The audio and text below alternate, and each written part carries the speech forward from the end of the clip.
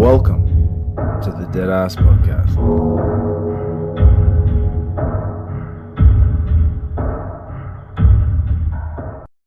Dearly beloved, we are gathered here today for another episode of the Deadass Podcast. I am your host, Bryzy, and today I feel really honoured, actually, very honoured that we've had Mr. Heath Chant come all the way up from Toowoomba and driven all the way up to come up and say good day and share his story, a story that he filled me in on. He reached out to us and shared us some of his life experiences, and also he wanted to give an opportunity to share his experience. And I'm absolutely honoured to be able to do that today. As you know, with the Deadass Podcast, our mission is to give people an opportunity to share their stories, to share their memories, and to give the opportunity to share a eulogy per se, a eulogy of their life, their journey, things that they're going through, and that we've got to be able to keep that forever. Now, Heath, how are you, mate? Good, mate. Yourself? Yeah, very well. Thanks for reaching out, mate, and driving all this way up here to jump on the podcast, mate. So I'm very honoured. You're my first guest that's travelled that far. So thank you very much. Thanks very much, mate. Back up in the beef capital of Australia. Yeah, bloody oath. Yeah, good old Rocky. It's good for something. Yeah, mate. No, it's all good. So yeah, mate. So firstly, thanks for reaching out. We did have a bit of a chat about, some of the things, some of your life experiences and stuff. So look, mate, and you've got a story that you want to share, and it's a story that's not quite often told, and it's not told from this person's point of view. It's usually from the point of view of the person who it's affecting directly. So not the person who is left with the burden of it, but the person who's affecting it directly. Not taking away anything from the person who's going through that stuff, but it's really important to hear the stories of the people who is affected by what's going on. And could you please, we'll start wherever you want to go with first, mate, but you give us a bit of a background story of who you are, where you're from, give the listeners a bit of an idea of who you are, and walk us through this whole process of where you're up to now. yeah, mate. Once again, thanks for the opportunity to let me share my story and journey that I've had. It's definitely been a journey, mate. I've had a bit on, put it that way. Yeah, that's a good way to put it. I've had a bit on. So, so basically I grew up in Toowoomba. Yep. I grew up on a farm just outside Toowoomba. Yep.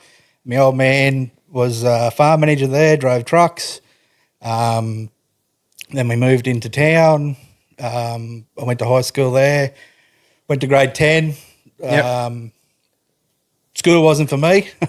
Yep. So I went out and got a trade, bricklayer by trade. Yep. Most of all our work at that time was all out of town, so it was sort of work hard, play harder at night. Yeah, as you do. So it was pretty big days. Yeah. A lot of money went. I wasted a lot of money probably over the bar and the poke. I was going to say the old Bricky's laptop. As soon as you said Bricky, that was the first thing that came to my mind. Yeah. I wonder how much you hit the Bricky's laptop. And the old TAB, the old greyhounds at 10 o'clock on a midnight. Go the pink dog. So did that. Did my trade. Was in for that about 10 years. Yep. With a local, rather large company there in Toowoomba, Southern Cross Bricklaying. Oh, yeah, nice. Yeah, there's some characters there. I couldn't imagine. Just loose units, we every time we went out of town, we sort of used to run a bit of a muck. I could imagine. Yeah, we were pretty well renowned out there, out west. Well known for it. Yeah. Anyway, well, that's another story to tell.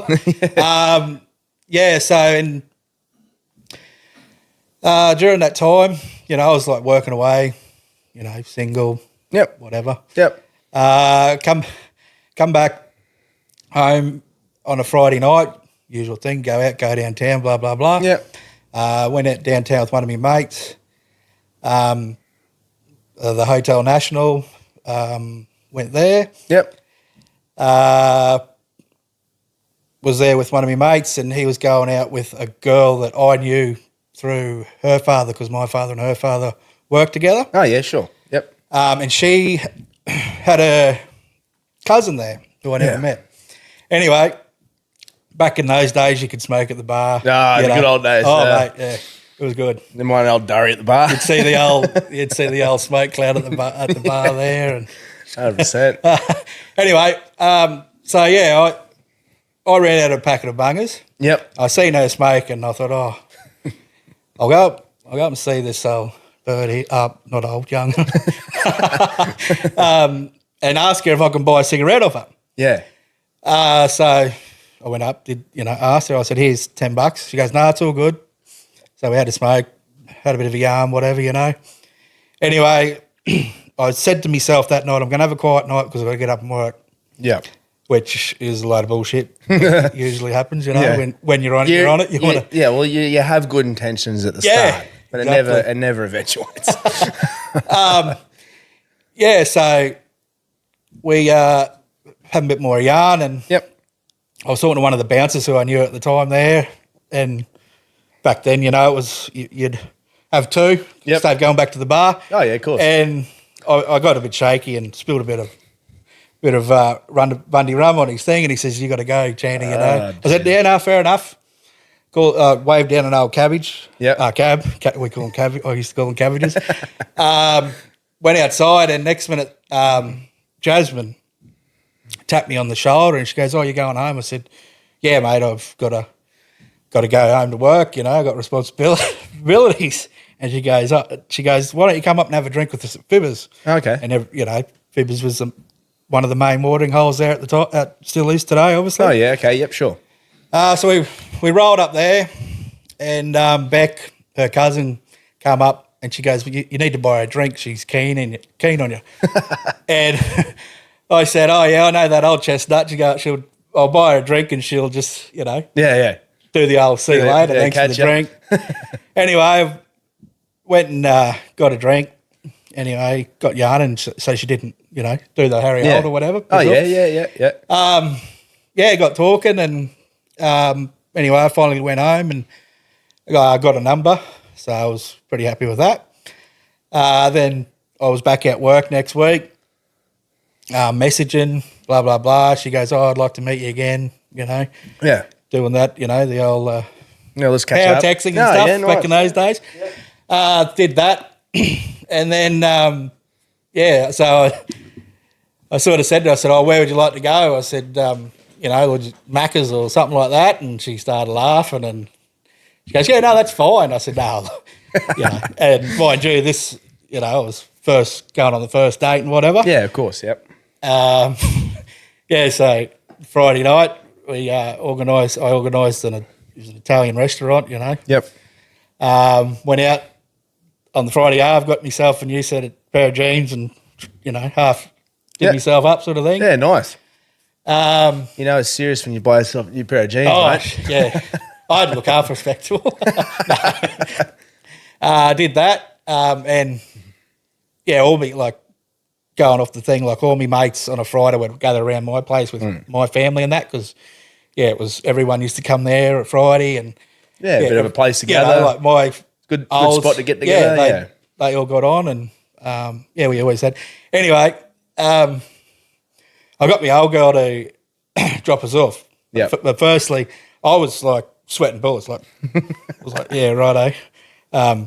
Didn't know what to expect. You sit there, well, what do I do? What do I say? Yeah. You got to run a conversation. So had a few rumbos down the hatch. Bit of liquid courage. Yeah, I did that, and then we went there, and two of my mates, they were like brothers, to me. Yeah. They were in the car, and they're like, "No, we're coming. We want to check her out and watch her off." Oh, beautiful. So we did that. Picked Jazz up, went to the thing, and we sat down. Anyway, Steve and me, we sat down. So I got out of the chair. I said, "I've got to go to the toilet." So I went to the toilet, rang the boys up. I said, "Oh, what do you reckon? All good?" He said, "Where are you?" I said, "Oh, just doing the pit track of the piers." Get the fuck back out there. I was like, right, You just wanted confirmation. I just wanted to get the all clear, the tick of approval, Did all that. Anyway, yeah. That all went off pretty good. Yeah. Anyway, we went down to another pub there and the night was sort of going on and, we we're talking about things and whatever. And, she's sort of put the hard word on me. She goes, "Oh, I really like you. Nice. You're a gentleman, blah, blah, blah." Oh, no, And I was like, I was sort of blown away. I was like, Yeah. Yeah. I don't think she's seen what I'm, Yeah. But anyway, and funny story, we're sitting in a little chair with the table in the corner there and we're having a smoke. Yep. Next minute, face to face sort of thing, Next minute she's told me, she's laid what she thought of me and whatever. And I was like, "Yep, no, that's good. I'm happy." Like, yeah. She sort of leaned forward and she's gone in between my legs and I was like, "Hey, what's going on here? What's going on here?" And I had my legs like right open, right? And I was like, I was like, "No, are you okay?" Moving fast. And she's come back up and she's wiped them out and she's done a big brown and like splash on the floor. And I've looked down and like my new jeans had bourbon and coke. No. So I knew then, mate, she's a keeper. I'm keeping this one. And if it wasn't, if it wasn't for me going up and, asking for a smoke, it wouldn't be. It's funny how many stories. It's a wonder to think how many conversations have been struck up over a cigarette. Oh, mate, yeah. Because that's how I met my wife. Yeah, I did the same. My wife was. I was smoking out on the deck, and back when everyone was smoking, my wife was smoking too. And the way I struck up the conversation with her was I saw her over there. And I'm like, "Oh, she don't want to go and have a chat to her." And I was like, "How do I approach her?" And then I was like, I saw her light up a cigarette. I'm like, I'll just pretend I haven't got a lighter. So I went over and asked her to borrow a lighter. 5 minutes into chatting to her, I whipped out my own lighter, lit up another cigarette, and she was straight on to it. Yeah. She knew exactly what I was there for. To have a chat to her. Yeah, so it'd be interesting to see how many conversations were struck up over a cigarette. Yeah. So, it's interesting, isn't it? If it wasn't for that, I wouldn't be. Yeah. I wouldn't have. So you got together, you started dating, and we got together. So I did my trade on her for 4.5 years. Oh, nice, mate. 4.5 years, eh? Finally, she was getting a bit, Bit come toey. on, let's go to the next base here. Put the ring on. Yep. So during that time, I was. We had the floods and. I just wanted a bit of a change. So yeah, sure. I got into operating machinery for a local company down in Toowoomba, and they got the contract here down here at Curtis Island. Oh, okay, crushing all the materials. So I was working up there for three and a bit years. Oh wow, yep. So we had our goals to build a house. Get married, yada yada yada. Did that. Was working away up here, obviously. We finished that contract up here, and then we started the Toowoomba Airport. Oh, yeah, okay. Well-kept Toowoomba Airport, which I actually grew up on. Oh, wow, cool. So started that, and this is during the time we were started building a house. Yep, okay. So that was we got married. What was it, 10 months before? Yep. Then we started building a house. And how old were you roughly at that point? Oh, geez. We would have been 26. Yep, okay. 26. So mid-20s, very young. Still in our prime. Yeah, that's it. Yeah, So, we were building a house. I come home, like that was the idea, be home every night. Yep. I sacrificed being away, doing the fly in, fly out. Yeah, sure. Thing. That was our goal. Mm-hmm. So I was home, and during that time, when I was working I was doing 2 weeks on, 1 week off. Jazz started getting, she wasn't feeling right. Like every time I come home, she was always tired and, just didn't want to do anything. She looked real pale. Yeah, okay. And I thought, there's something going on. So she went to the doctor there, and the doctor was prescribing her iron tablets. And this was going on for about probably 6 to 8 months. Yeah, okay. During that time, things weren't progressing. So we decided that she'd go see another doctor. Yeah, okay. And this was, all during getting her house built and, Yeah. So she went and seen another doctor, and he suggested that, we need to do a colonoscopy to see what's going on, just do further tests. Sure. So Was she experiencing any sort of was it intestinal pain, or what was she, anything like that you know of? No, well, was there anything in any other signs that may lead to something, or was it just that fatigue? And just chronic fatigue. Yeah, she'd just come home and just okay. Just lay out on the lounge. Yeah, and, sure. Just pale. Like she was just pale all the time, and I thought, something's not right. Anyway, so it was 2 weeks. I was home for 2 weeks. Yep. And they booked her in to do the colonoscopy. And her mother took her up, and I didn't have, I thought, everything's going to be all right. Yeah, of course, yeah. Being so young, she was 27 at the time. I was working away at work. We started, on the airport, and I still remember this day, one of the quarry managers I could see him flying up to me, and I was like, oh, what have I done wrong here?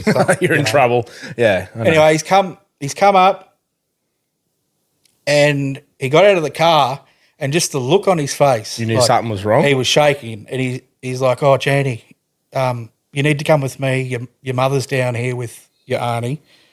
Something's happened. Oh, and far out. So what was your first reaction? Oh, I just said, oh, well, what the fuck's going on? Yeah, of course. Yeah, mate. Yeah. So we were driving back down to the side office, and he's just sitting there shaking, and I was like, what's going on? And I clicked because the old fella was working away, driving trucks and that. And I thought that he had an accident in the truck. Yeah. Yeah. I drove down and I seen the old girl and the auntie there, and I said, oh, what's going on? And they said, it's Jazz. And I was like, oh, yeah, is she all good? And they said, just get in the car, we're going to the hospital. Now, it's probably 15, 20 minutes from where I was to go to the St. Vinny's Hospital. I don't remember that ride. I probably punched in. I was just like bang, bang, I didn't know, it was just a blur. Anyway, I got to the hospital there. Her family and that were there. They all sort of left, and she hit me that she had been diagnosed with stage 4 bowel cancer. Far out. Yeah. So, what was your reaction? What were you like, mate, when you heard that? Were you? I couldn't imagine. I assume you would have been speechless and dumbfounded and just shocked, and you weren't expecting anything like that. No, I just said, she'll be right. We'll get the fucker. Yeah. She'll be right. And so she was in the waiting room when all that was going on. Then we had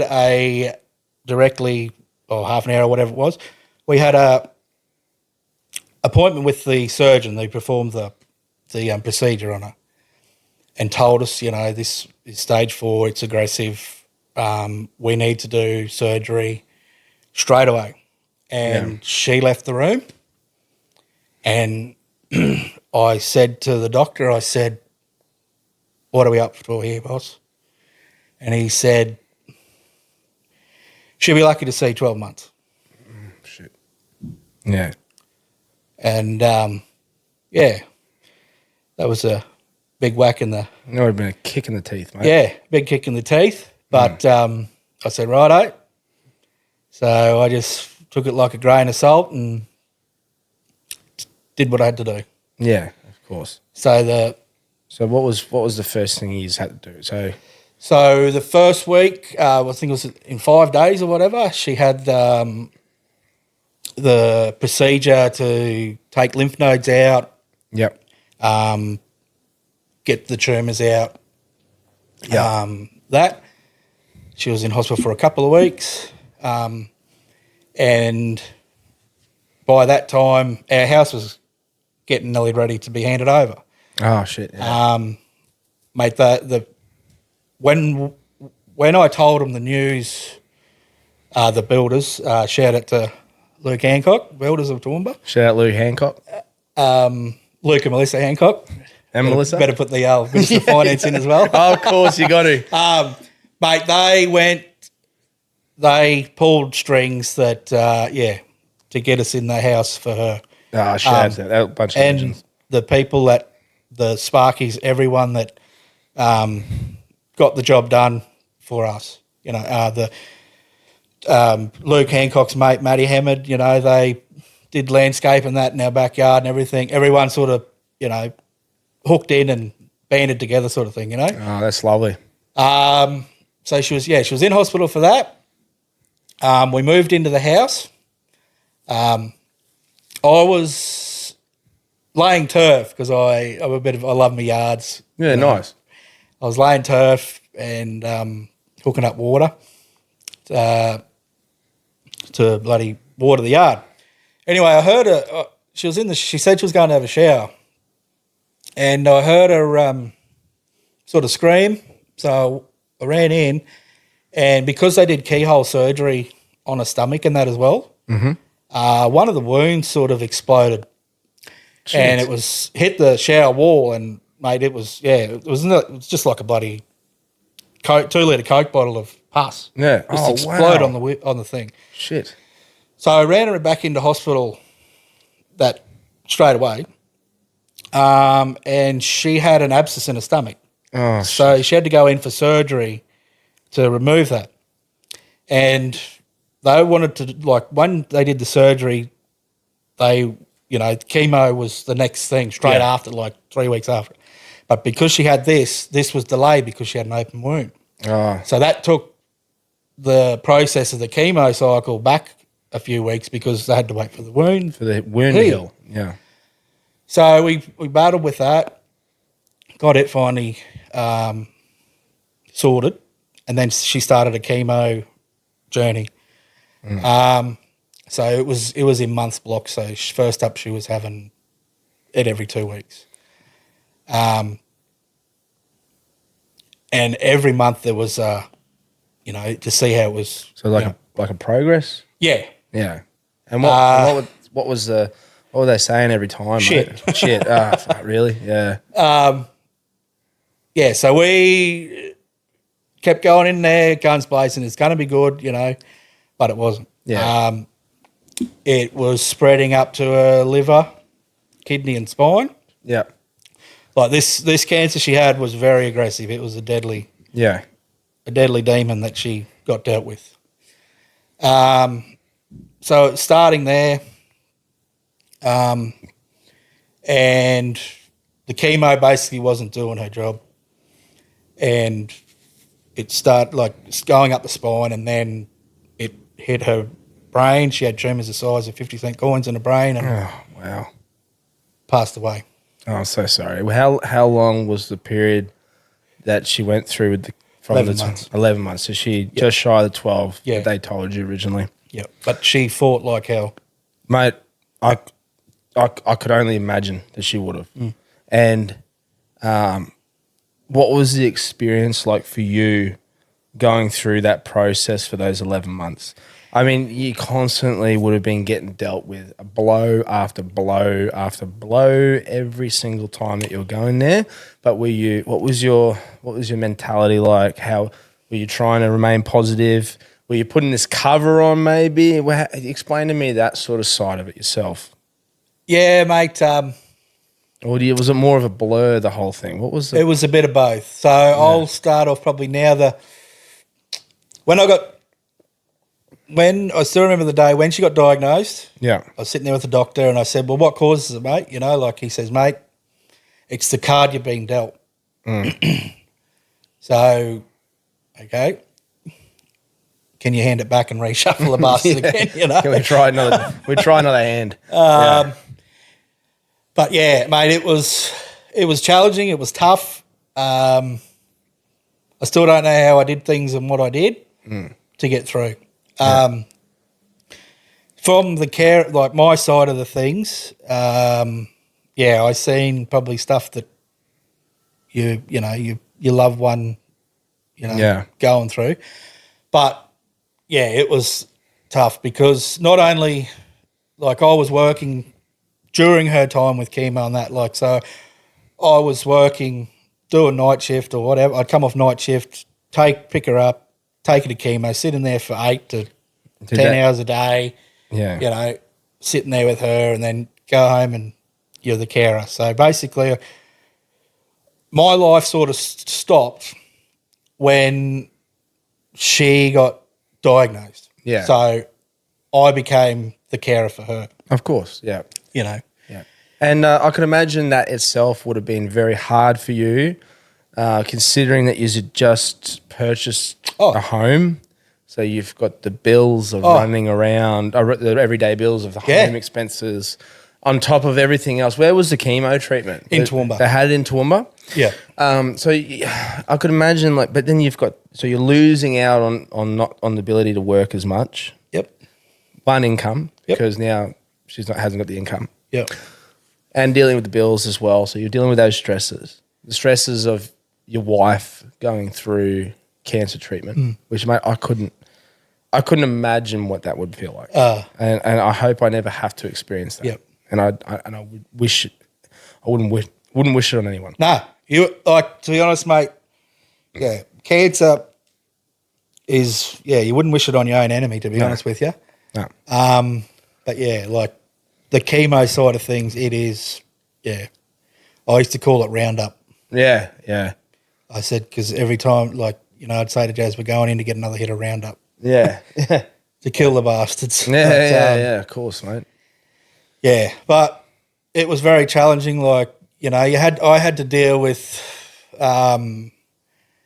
family conflicts. And that's what happens too. Yeah, everyone, because she was so young, people will come, my grandmother's got this, you need to try this, pamphlets, juice cleansers, blah, blah, blah. Just loading I used to it up say, with. just fuck off. Yeah, I know, mate. You're getting overwhelmed. I was you're working 12 hours a day, you got your mind on the job doing what you're doing, operating heavy machinery. Yeah. You come home, my mind never stopped. Yeah. Even today, Yeah. I wake up and just say, is everything all right? Yeah. The old hamster wheels just still running in your head, Yeah, of course, mate. Yeah, 100%. But yeah, from my side of things, I had to deal with all that. I had to be there for the doctors to say, look, this isn't working. We're going to try this. Mentally I had to. Yeah. But at the end of the day, mate, I had to keep her mind and get telling her to go, we got to keep doing this, keep pushing her. If she was and I had to follow her. I had to, keep pushing her. And it had to get, it pushed me to keep of going. Course. Yeah. So we're a team, Yeah, definitely. But, it was pretty hard, but yeah. Mate, I couldn't imagine what you're going through. So, leading up to her passing. Yep. How long was the final treatment to her passing? A couple of weeks or something, or Yeah. So, because I'm sure there would have been a point where either the doctor or someone's like, yep. you got a couple of weeks, or you got a week. So, we did go alternately. Her was a mother or father. Got onto a lady down at the Gold Coast, and she did a tour. It was a tour, like a clinic to go to Germany. Oh, okay, sure. To do treatment over there for cancer patients. So Jasmine wanted to do it. Yeah. And the oncology team told me that this was probably 9-10 months into the, Into the yeah. yeah. The oncology team told me, they pulled me in and they said, if the cancer was caught earlier, you would have a crack at going over there. But in what we've seen, how aggressive it is, and it's not doing the treatment, what the treatment's meant to be doing here, it's not worth going over there because she won't make it. Sure. Yeah. So I was in a sort of catch-22 because she was adamant that she wanted to go to Germany to get the treatment. Yeah. And I knew I could see the writing on the wall, to be honest with you. Yeah, sure, mate. Yeah. Yeah. So during those 2 weeks, I didn't know what to do. Like, I was thinking, if we go over there, I won't come back. Yeah. No one would see me. Yeah, fair enough, mate. Yeah. Because But she, the week before she passed away, she was in hospital because things were turning to, south. Yeah. Before she was in hospital, I came home from night shift and she was in the lounge room in pain, crawling around saying, this is fucked, just shoot me. Yeah. So I picked her up. She was, I could pick her up one arm, mate. Yeah, okay. I picked her up one arm, took her up to the hospital, and I said, this is fucked. I said, if this was a dog, I said, you'd put the poor thing down. Yeah. And, so she was in hospital for the week and the medical team come up to me and said, get your finances, everything in order because she hasn't got long to go. Yeah, okay. So... And what was that conversation that you had with her like about that? No, there was not really a conversation. She was adamant that she was going to Germany. Oh, okay, sure. Because, she was a bit disoriented because she, mate, I seen the scans. It was on her brain and she was... Oh, really? Yeah. Just going you're right, mate. off the topic there. You're right. One night there, I was out the back and next minute I hear all these fucking plates getting thrown and shit. And I thought, it must be, the grease that thrown the plate. Anyway, I walked in and she's throwing all these plates and shit and I'm ducking and diving anyway, and just let her go. I said, look, just let your shit out. Throw it out. Yeah. I said, that's only glass, whatever. She said, this is blah, blah, blah. And anyway, we're sitting there ducking and diving. But there was a lot going on, mate, she led the steam off. She's trying to vent. Yeah. I still remember that. It was pretty. I would have. It was shit. But it would have been a moment. Just that moment. Yeah. I'm sure just venting and having a bit of a laugh at the fact of what she was doing about venting, throwing shit around. Yeah. It probably gave her a sense of relief for a minute, mate. And it was probably the best thing for her too, by the sounds of it. 100%. So so you were saying to me before, that was it her wish to pass at home? Did she come to any sort of realization that this was happening? Yep. So we'll go back to when she was in hospital. Yep, sure. So she got out of hospital on the Friday. Yep. And she said, I want to go to Kmart because women like shopping at Kmart, just getting shit. Place to go. Yeah. Oh, that's good, and anyway. I said, righto, no worries. She goes, but I want to go to Kmart and I want to get our wheel sorted. Mm-hmm. So I said, no worries. So I rang up one of the guys that we knew. Yeah. I said, we want to get a wheel sorted. So we did the will on the Friday. One of the electricians that worked on my house, he's a boxer there in Toowoomba, Will Young. Oh, at the okay. time. Yeah, okay, cool. And he was fighting for a lightweight title of Australia. Oh, nice. And Luke Tank, the builder, he had tickets and everything. And Nice. We'll take you out, you know. Oh, beautiful. Ringside seats, whatever. Yeah, it was Yeah, good. nice. And I didn't want to go because the Saturday she was, you know, deteriorating, and they wanted to. There was a choice of her to go into a hospice, Okay, yeah, sure. and she said, "No, I don't want to go." Yeah. And I said, "Fair enough." I said, "You call the shots." Yeah. And she, you know, she says, "I want to stay here." Yeah. And I just said to everyone, I said, "No, she's staying here." Yep. The neighbour across the road, she was a nurse. She worked in the hospice, so we had all the care. And then there was another friend there too. Beautiful. She was another nurse. Mate, they were, you know, unbelievable. And where I lived, it was like a little community. So, Was it? That's beautiful. You know, everyone sort of band together, and you know, after all that, we used to have barbecues and Yeah. get everyone in, and it was very family orientated sort of thing. That's awesome. But moving back on to that, so I didn't want to go out, but I did. And then the Sunday, it was Was the day. it was going down. Yeah. So still, I was telling you this before. I still remember her in the bedroom. Everyone was sort of saying her goodbyes. Yeah. And I still remember the time. I think it was about 10 to 12. Yeah. And my old man was standing in the corner there, and I said, "Oh, it's fucking hot in here," you know. And this was in winter. Okay, yeah, sure. And I said, "Just pull that blind. Just pull that blind." And he pulled the blind, and the sun just come through the window, and shined on the bed. Yeah, wow.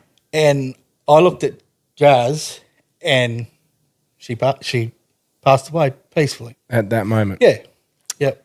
And Isn't that? yeah, she was at peace, and mate, she battled and she fought bloody hard to the end.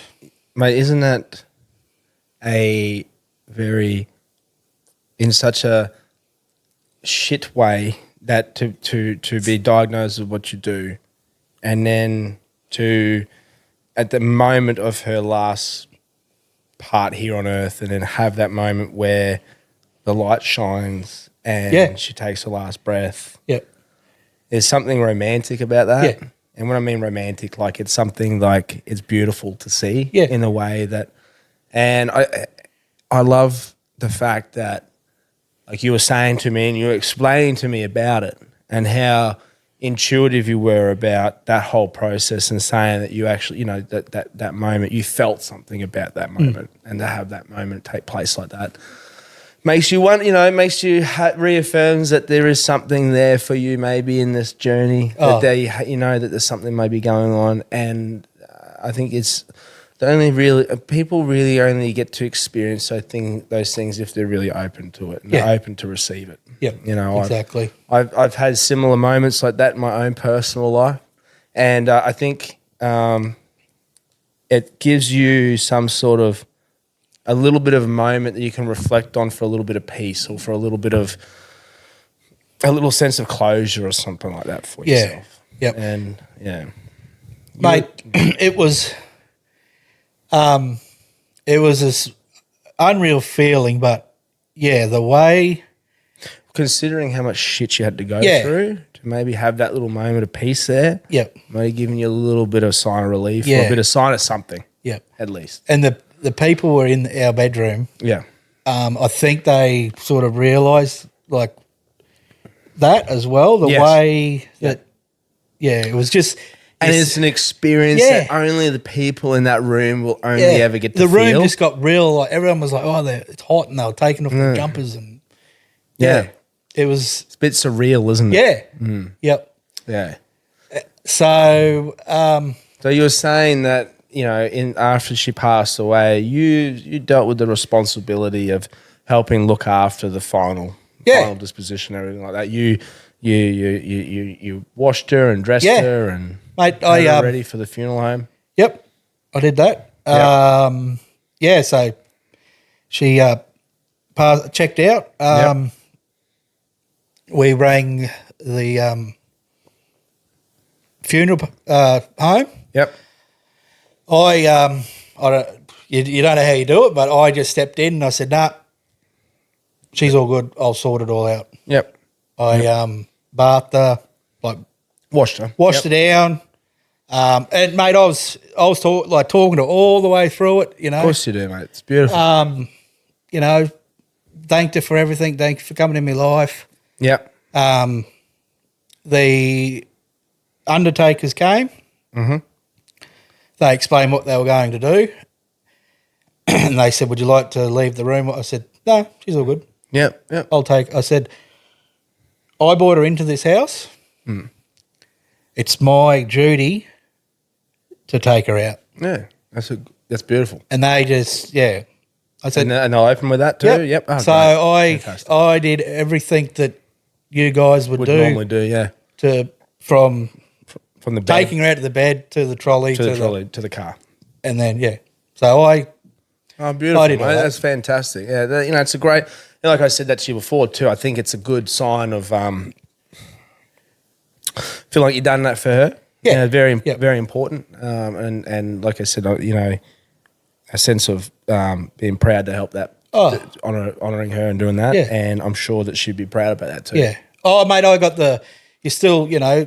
I've still got that in me. When you get married, in sickness and in health. That's exactly it. Yeah, that's a good point.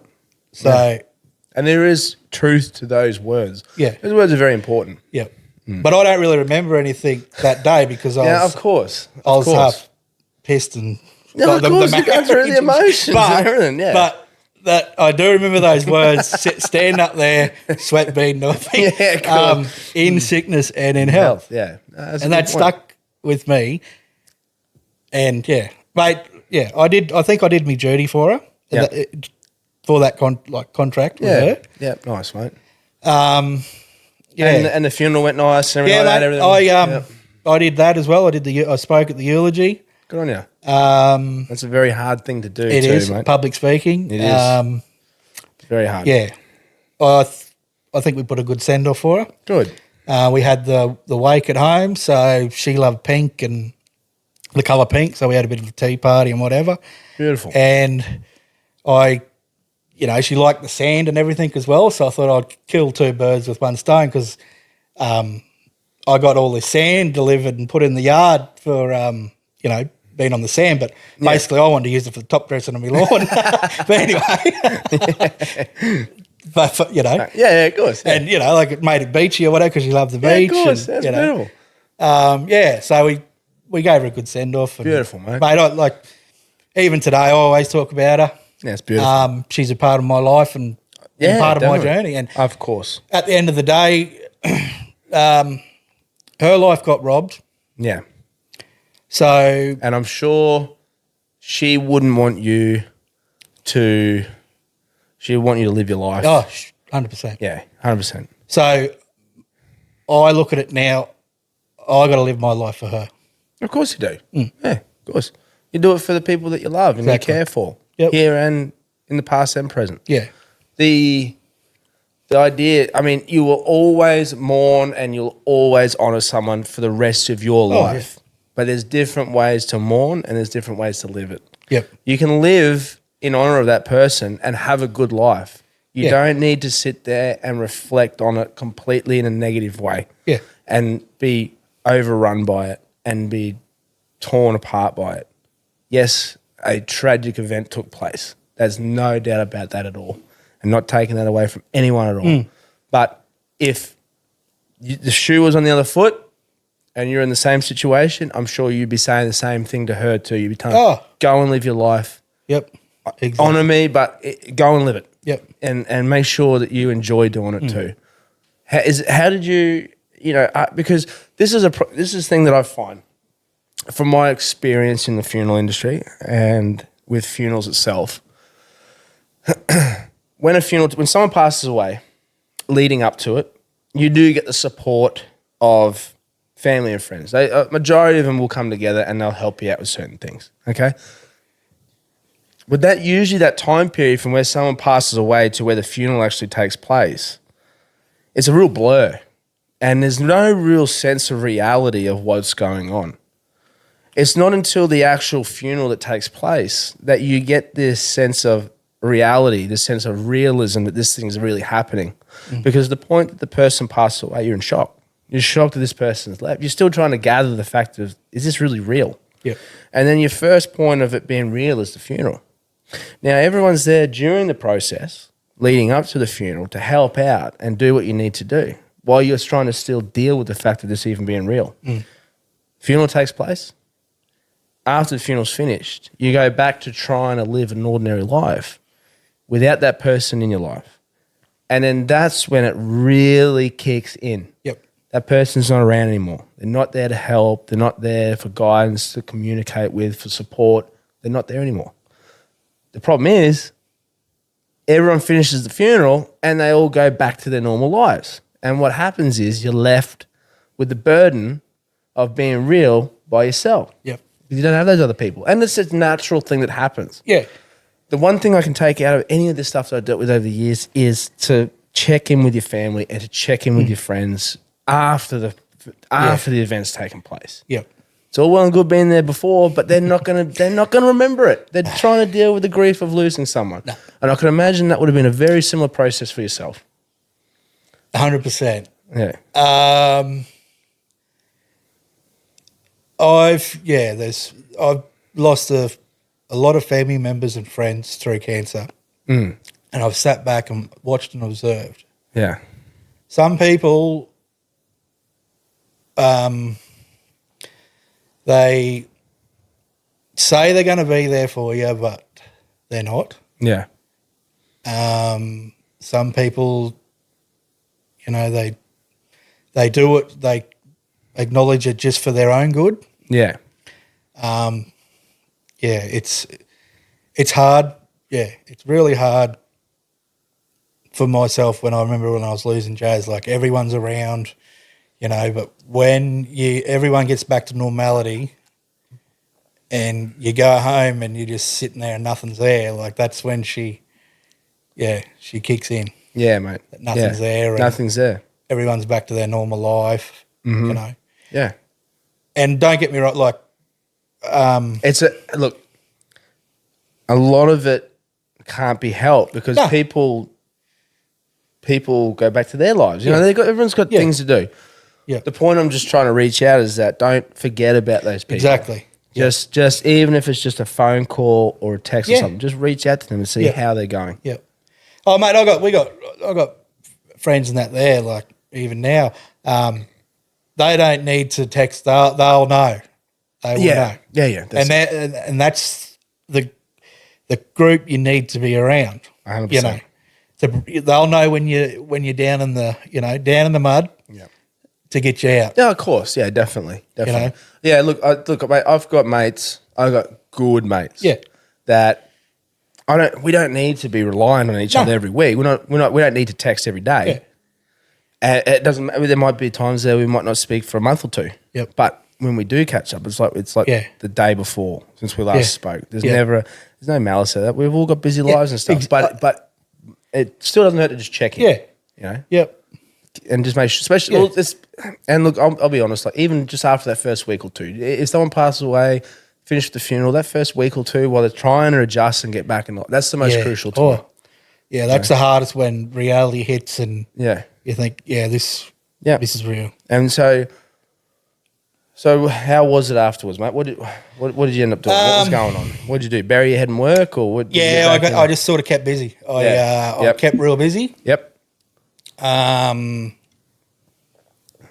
went and bought stupid toys. Like, actually, I come up here. I bought a Holden Caprice off a mate. It was all souped up, can blah blah blah. I don't think I was allowed to have it, to be honest. Really? I think someone upstairs someone's telling you no. Someone upstairs, no, you need to fuck that off. So yeah, I did. I was coming home from the coast and I was coming up the range and I had this tick, tick, tick, tick, tick, tick, tick. And I was like, oh, fuck, what the fuck's that? Anyway, took it to one of my mates, drove it to the mechanic shop up in Toowoomba there. Didn't sound real good, so a lifter went through the top end of it. Oh, shit. LS Motors. Yeah. Oh, yeah, of course. So, yeah, got that redone. And then the Good Friday, I was coming back off swing, went to go into town. It was a Good Friday. Yep. Gave it a boot full up the hill and the bottom end come out. Oh, fuck. I said to him, get this fucking car. That had a tow truck. I said, just get this car and fuck it off. And yeah, it was pretty, like shit was coming out through underneath thing. No. And nearly caught, I wanted the fucking thing to catch on fire. Yeah. Anyway, got rid of that. Lesson learnt. I wasn't allowed to have that. Yeah, so, yeah, I just mainly bloody focused on work. I wasn't really going anywhere. Sure. Probably, what was it, 5 years? I sort of got back on the scene of 5 or 6 years I think it was of moving on sort of thing. Of course, mate. That's a very long time. 5 or 6 years. Yeah, it was roughly Very around long that. time. Yeah, Yeah.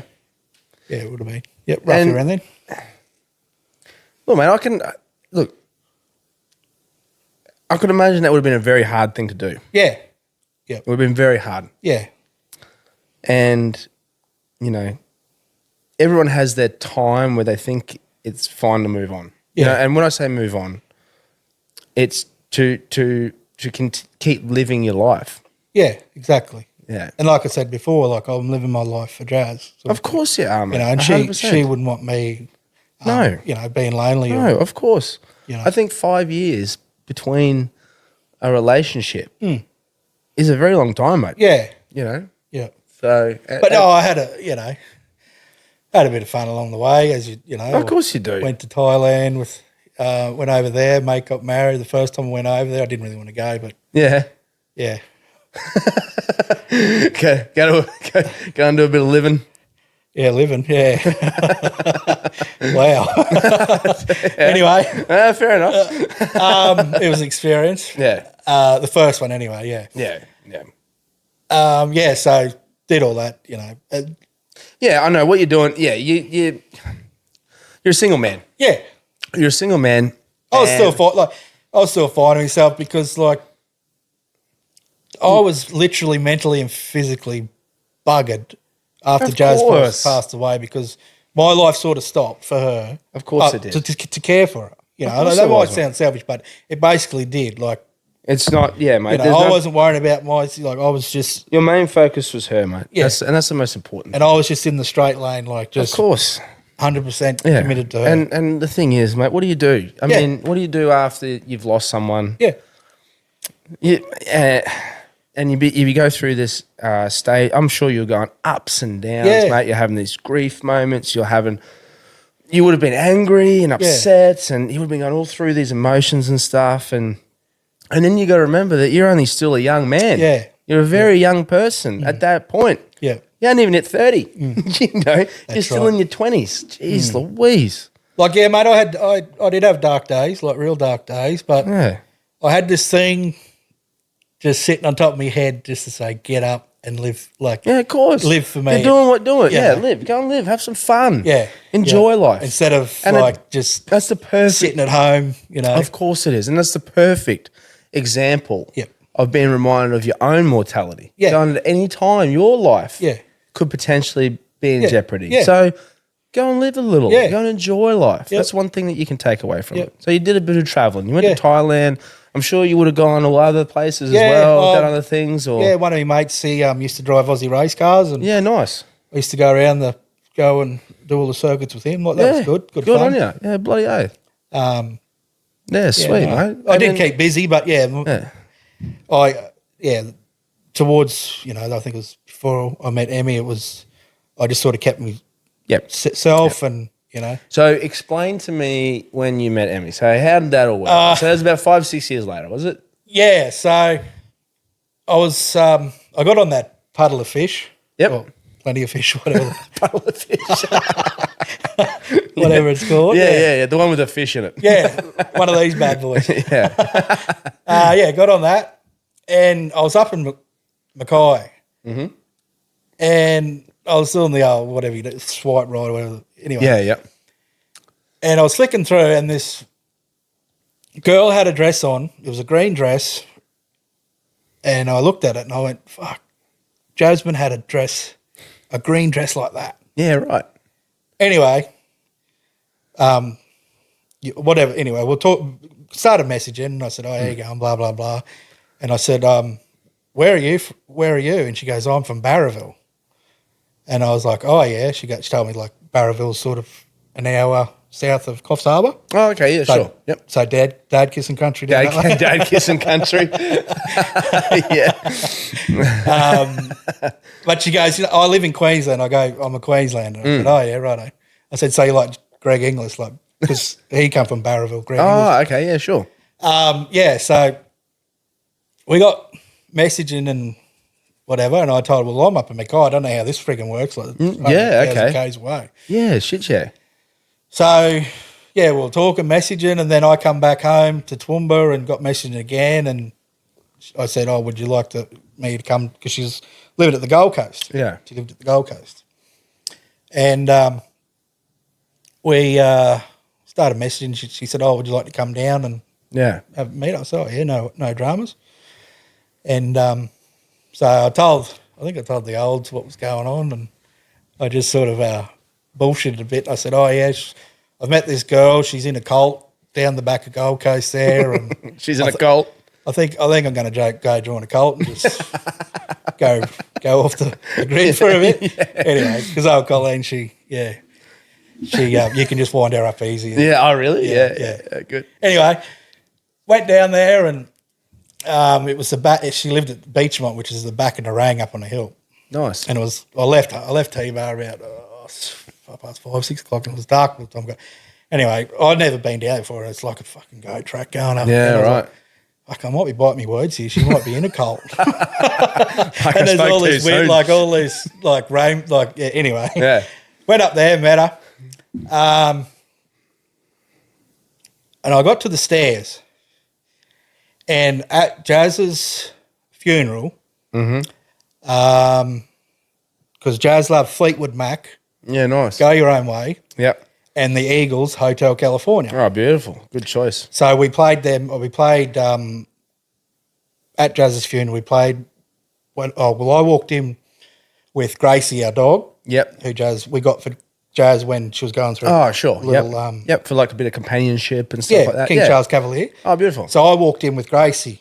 Yeah. When everyone, to kick everything off. Yeah, nice. And we played the Eagles, Hotel California. Yeah.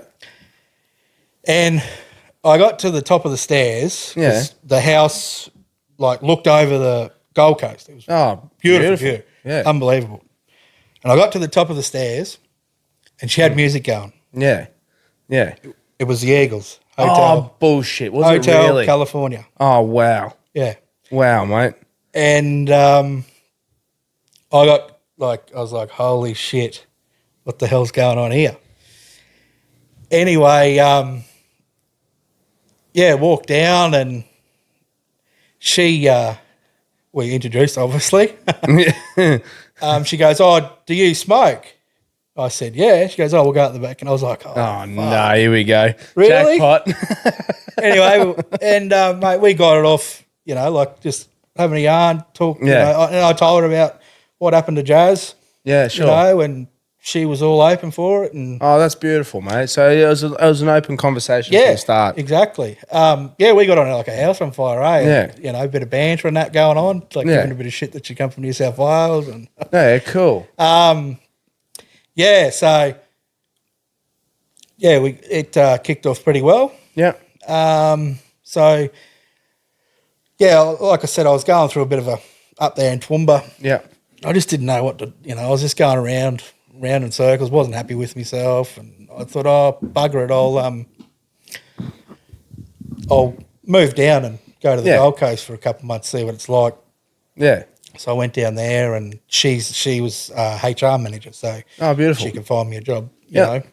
doing a bit of whatever down there. Yeah. And I still had my house in Westbrook there. I just rented it out. Yeah. So moved down there, and it wasn't really for me, the Gold Coast, because it was just too full on. So it was just too hectic, mate. Like, full on, like coming from like Toowoomba and whatever. So we moved back. I said, "Oh, it's not for me." She goes, "Oh, I want to come." And her passion was to, like, she grew up on a farm down Barraville, like Taylor Farm. Yep. Like on a farm down there. Yeah. So she was interested. Yeah. Like farm life. And she was into horses. Oh, okay, cool. So she rode horses. Oh, nice. That's cool. She was a member of the Canungra Pony Club and that down there as well. Oh, yeah. When she was living on the coast. Yep. And I said, look, it's it's not for me, sort of thing. Yeah. We moved back to Toowoomba. She come back to Westbrook with the house and that. Yep.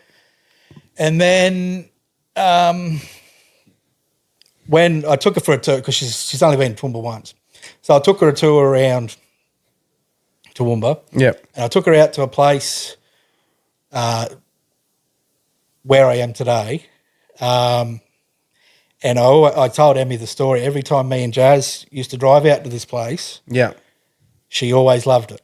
Yeah. She said, "I just love this place. It's beautiful. I'd love to live there." Yeah, of course. And I took Emmy there to have a look at this place. Mm-hmm. Moving on to 2020. Mm-hmm. Everything sort of aligned up. Yep. That house that Jasmine always loved come up for sale. Oh, you're kidding? Yeah. Wow. So me and Emmy went and had a look at it. Yep. And the fella that owned the house, who I didn't know, we had a fundraiser for Jazz. Yeah. To raise money for Jazz to go to Germany. Oh, wow. Beautiful. Yep. And Paddy Dunn was the auctioneer. Oh, was he really? Yeah. Oh, there we go. And Paddy owned the house that was up for sale. So we walked in, and he goes, "Oh, yeah." Anyway." Yeah. We got talking and whatever, and I put an offer in, and he said he was happy with it. So good. We bought this house. Oh, beautiful. Yeah. So we live on 40 acres. So it's the same house you're in now? Yep. Yeah, same house. Yep. Beautiful. Yeah, nice. So it's 40 acres. Yep. Ah, that's a good size, yeah, mate. good size. Perfect. Real good. Yeah. It's got enough shed space. Every bloke got to have enough shed space. Oh, you got to definitely have But it's enough full shed. at the moment with horse feed and Oh, is it? Yeah. I want to sort of push that out a bit. So You can push it out. All right. Put the toys back in. Yeah. We moved in there in 2020. Nice. And so we were together about 3 years, I think it was. Yeah. And then, so where our house is a little town outside Toowoomba, south of Toowoomba. It's called Wairima. Wairima. Yeah. You were telling me about this. Yeah. So I got a little saying for our Wairima. Wairima when you can root her. Oh, I don't like that one. I'll always remember that name now, Wairima. Wairima when you can root her. When you can root her. Yeah. I'll remember that little town now forever.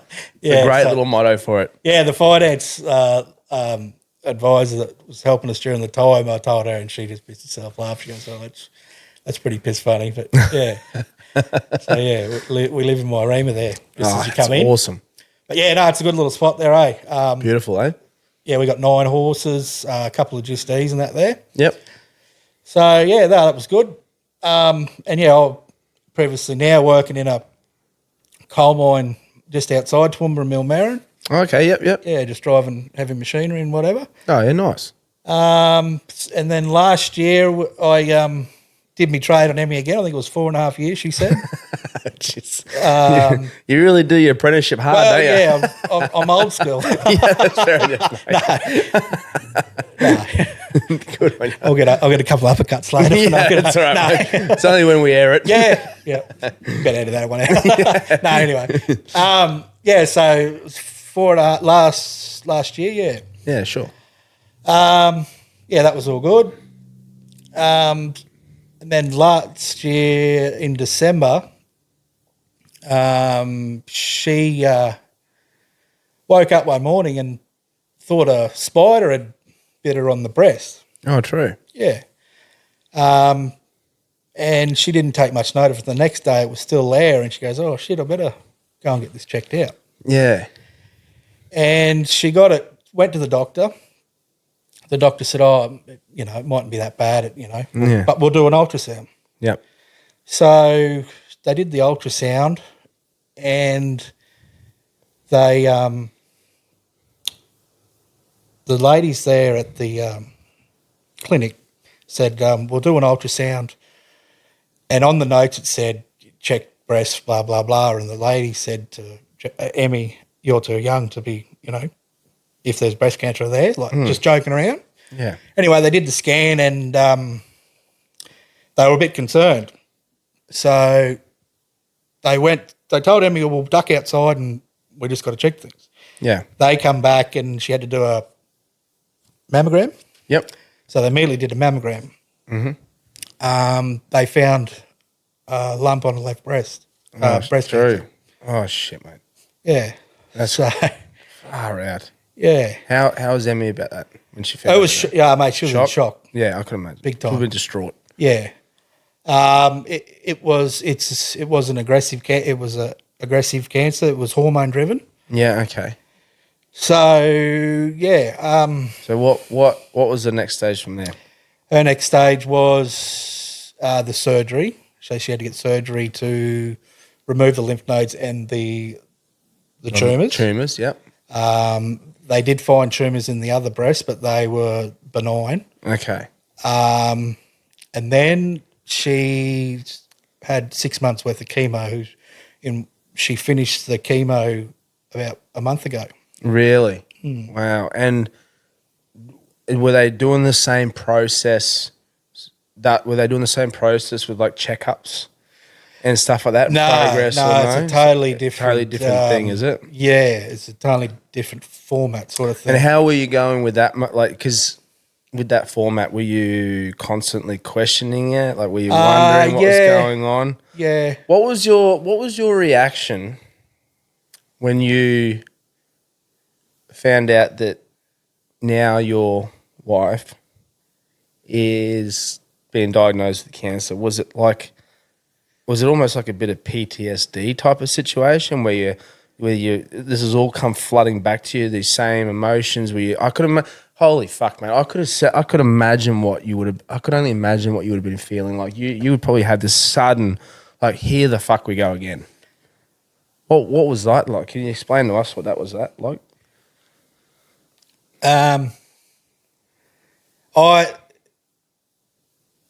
I walk around numb all the time. Yeah. I just look at it and go, what's next? What can you throw at me? Yeah. That's the way I look at it. Yeah, of course, yeah. Yeah, that's the way I look at it. And I just said to her, don't worry, we'll beat this. We'll get this sucker. Same thing again. Yeah. Full time into it. Yep. Yeah. And so what is the latest for Em? So what's going on? This morning actually, they brought her surgery forward. Yep. For a double mastectomy on the 20th of this month. Okay. So she'll get both breasts removed. Yeah, okay. And then she'll get radiation treatment at the start of next year. Yep. And then she'll get a full reconstruction. Okay. In the middle of next year. And what's the situation like for her now? Do you have any is there any progress, or what are the doctors saying at the moment? They're pretty confident. Yep. Yeah, like we're in a different sort of ballpark on my first experience with sure. Jazz. Is it because by some miracle that Em's picked it up early? Yeah. 100% correct. That's what it is. Yep. Yeah. Wow. And yeah. And she didn't muck around with it? No. Hell no. Yeah, that's good. Yep. And it's probably one thing that you could probably stress to people, that if you got any doubt, 100%. go and get it checked ASAP. Yep. Don't fuck around with anything like that. Yep. The amount of times that I've heard that in eulogies at people's funerals is phenomenal. If I had $1 for every time I could hear that, mate. We'd be millionaires. Fucking mate, I'm telling you, 100%. You know, and what is if you don't mind me asking, what is Em's what's her mindset like at the moment, mate? Is she positive about this experience? Is she? I could imagine she'd be having ups and downs, mate. Oh, it's a roller coaster. It's a roller coaster. Yeah, you have good and bad days. Yeah, and look, mate, you're going to be that support network for her. Yeah, and the reason why we wanted to talk about this stuff, and we wanted to get you in and talk about this because we wanted you to explain it from a carer's point of view. From the point of view of the person who's there as the support network for the people who are going through the event. Yep. And that's what you don't hear too often is about what's going on with the people who have been supporting a support network. Because, it's a lot of emotion, a lot of worrying, a lot of things going on. And like I was saying before, there's probably a good chance that there's a bit of a post-traumatic stress situation there for you as well after the event. And then you having to obviously you'd be reliving these experiences, mate. Yeah. So I could imagine that your emotional roller coaster would be fucking wild. Oh, yeah, you're going back into battle again. That's it.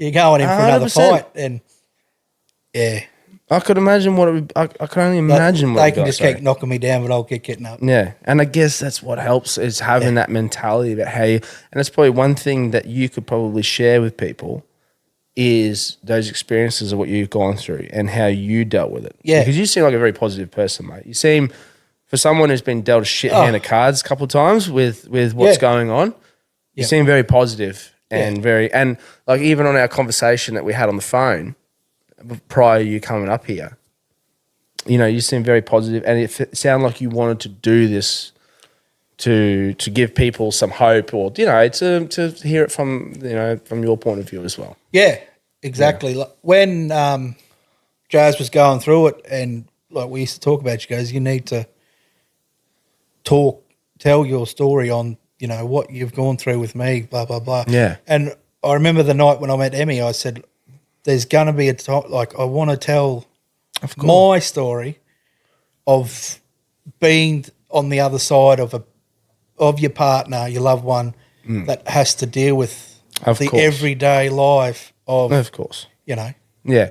And how was Em with that? She was all positive and supportive of that stuff as well? Oh, 100%. Oh, they see that together. We're a good team. Mate, sounds like a beautiful human being, mate. Yeah. She sounds like a lovely lady.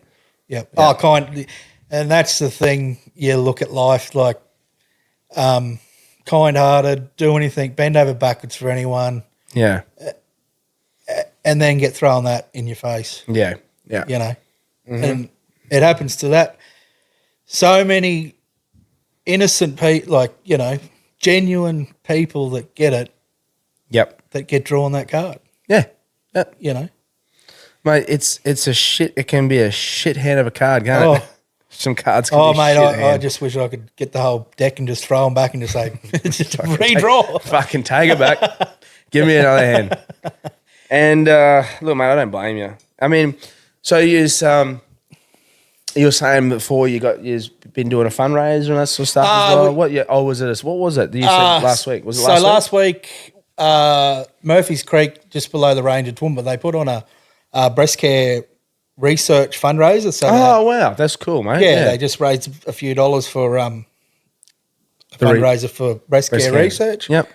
I got the opportunity to speak on like my side of, going through cancer with breast cancer. I got up and said a few words of my story and what my topics were all about, sort of thing. And mate, it was really touching to do it, but the amount of support I got when I walked off that stage of ladies and blokes that come up to me and hugged me and shook my hand and said, "Thank you very much for what you've done."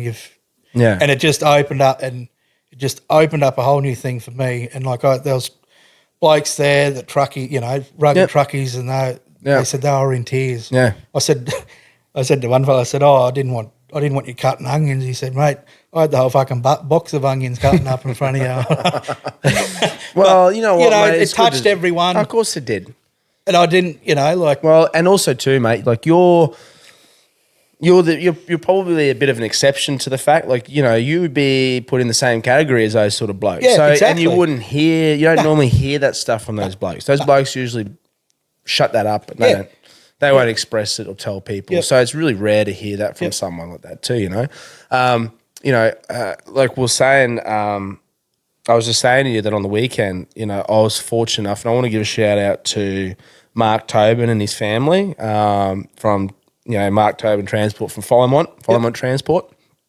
Mate, they invited me down to the convoy for kids that they had down there in Brisbane, and it was unbelievable, mate. 930-something trucks, mate, all lined up together for the convoy for kids, raising money for the kids. Mate, unbelievable. Yeah.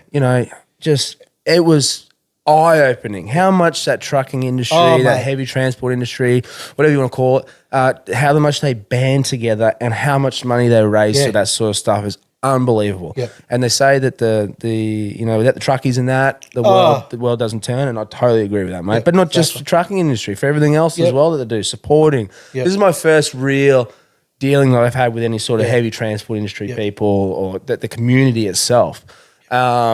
Just a great bunch of people, mate. And I'm actually hoping that one day I could have Mark on, because I've been teeing it up with him. He said he's going to jump on. I'd love to hear some of his stories about the same thing that they do. Very charitable family, help out with a lot of stuff. The amount of money that he personally donated from the business and all that, it's just was phenomenal on the day.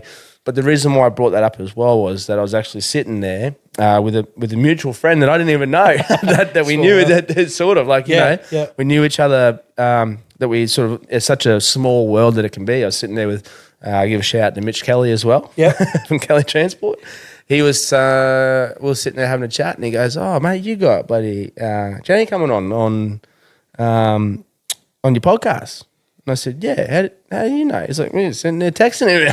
It's like, what a small world, isn't it? No, crazy. He's a legend. Yeah, so I just wanted to make a mention of that, because when those people get together like they did for that, and like and the where was it? Sorry, which Murphy's Creek. Murphy's Creek. Shout out to them. Yeah, shout out. Get together for those fundraisers. It's absolutely phenomenal. Young and Land Transport. They one of their trucks, Miss Ivory. It's a pink truck. I think he was down there. Robbie. Yeah, Robbie Land. Yeah. He had one of his trucks down there, the pink Kenworth. Yep. He had it, got one of his drivers to park it out in front of Murphy's Creek Tavern for the breast cancer thing. Oh, wow, that's cool. Mate, like all the transport industry, they're always there to help and band together with different things like that. That's awesome, mate. So which truck was that, sorry? Miss Ivory. Miss Ivory. Yeah. Oh, that's cool. Kenworth. It's Kenworth, is it? Yeah. Oh, that's mad. Yeah, no, and that day was a nice day, mate? Yeah, mate, it was a good turn up, real good. Yeah, oh, good. And that's the thing about, down Toowoomba area, everyone, if people are doing it tough like we do, they do good fundraisers. Yeah. Everyone sort of bands together and, they raise a bit of money and that, it goes to people that need it. And yeah, Robbie, top bloke, mate. Yep. Absolute fucking legend, Robbie, mate. I got to give him a shout out. I did catch up with him on the weekend too. Yep. He took a bunch of my Deadass Podcast stickers. He reckons he's going to put them on some of his trucks. Take his trucks out. Yeah. So shout out to you, Robbie. You bloody legend. Cheers, mate. They get around the bloody countryside anyway, those trucks. Yeah, they do, don't they? Yep. So no, much love to him for that, mate.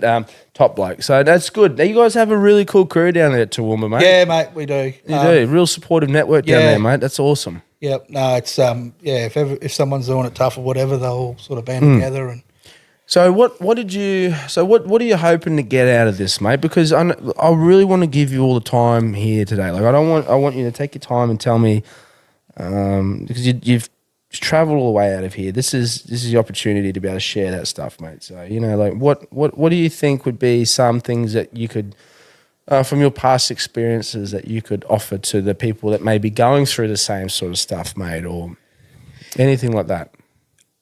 Yeah, like I just obviously I think I needed to share my story first, Yeah, sure. and let people know that that for the partner and the cancer patients that you're not alone. There's people there that are going through the same shit. Yeah. Yeah, because it's a tough time, It's really It is. mentally and challenging, because you got to fight, with the day-to-day experiences, living, the yep. expenses, like, It's hard, you're mate. out of pocket. Yeah, of course you are. And you got, if you're still in medical benefits, you still got to fork out money. Or, of course you do. Or if you live out in regional areas, you still got to travel in to get chemo. Driving around, you Yeah. might need accommodation, meals. Yeah, You're losing out on work while you're there. Yeah, and no one really sort of speaks about that side of things, like, No, they don't. which is hard. And you don't really hear about it. No, and like even trying to get on, Centrelink payments and all that, like it's just a hurdle to get. And that's the last thing you want to be doing. Like, Mate, you're already knackered. Yeah. You're physically and mentally fucking tired. That's right. The last thing you want to be doing is trying to sit there on the phone or whatever you got to do to try and get a benefit payment. Yeah. And it just in the end, you just can't be bothered. Yeah, like we've had Emmy tried to get on a benefit and that for an illness or whatever and wasn't eligible for it. Or, tried to access the super and you can't. Oh, and that's Well, bullshit at the end of the day, too. it's your super. It's your fucking money. You should be able to do what you want to do with it. You've been given this. You've been dealt a fucking blow. Yeah. Jesus Christ. help a little bit to numb the pain, sort of thing. 100%. And the more and more people that I've been talking to over the last probably month, they're in the same boat. Like, they don't know where to go, or even like with the doctor, like our experience with the oncology, unbelievable. Like, Really? Oh, good. Unbelievable. And I've got family members up here in Rocky, unbelievable with the oncology side of things. Yeah, right. That's cool. And all the people that I know all around. It's just there's a bit of a loophole with the emergency department side of things, and we understand it's overloaded, Yeah. You got to give a hand out to the nurses at what they have to put up with. Yeah, of course. Yeah, definitely. They're under the pump, but, people with an illness like that, they should be priority. Like, and people that do have an illness, they do have cards to say, look, this person's doing it, he's priority. Yeah, of course, definitely. But I agree. For myself and other people that have gone through this shit, they go into emergency and there's old Joe Blow over here with a snuffly nose waiting to see a doctor. Yeah, that's right. And that's just backlogging the people that do need the help. Yeah, of course, yeah. I totally agree. Yeah, like there is a bit of a void there that sort of needs to be filled for those people. Like 9 times out of 10, they don't want to be sitting like you can see it. You can see that, like, No, of course. And then you got people like that are going in there with a snotty nose or a bloody where they could just go to a GP or the chemist and get a pain. They're just backlogging everything up. I could imagine that a lot of your time with dealing with both Emmy and Jazz, that a lot of it would have been waiting times. Oh yeah, as well. Yep. You imagine how much, if you could add up all the hours that you guys spent waiting for stuff. Yeah, that's right. At those hospitals, and that would have been phenomenal as well. Yep. Did you? How did you deal with those? I'm sure you would have had emotional times, mate, and you would have been up and down, going through all those experiences. Yep. What drove you to keep going? Was it just your own perseverance? You're like, fuck it, I'm going to keep doing it. Was it any inspiration or guidance from people that were helping out? Or was it, be there for them? Did you have any of that sort of stuff, mate? Or was it more, I've got to be the tough guy. I've got to help that person out. Or what? Yeah, a bit of both. Emmy's got a lot of guilt. Why? Well, because I've been through it before. Oh, that's, and I'm sure you're sitting there going, no, please, Yeah. It does, and I said, look, don't, I've got the guilt because you've been dealt that card. Yeah, of course. Yeah, definitely. And which is hard, but, I still don't know how I do it, but when you sit back and everything's quiet, like that's why I love me farm, eh? Yeah. I'll go down, I'll knock off work, have a shit day at work. Yep. Because your mind's ticking. When you're at work and you got shit going, like you got to be on, you can't drift off because Of course. you have incidents.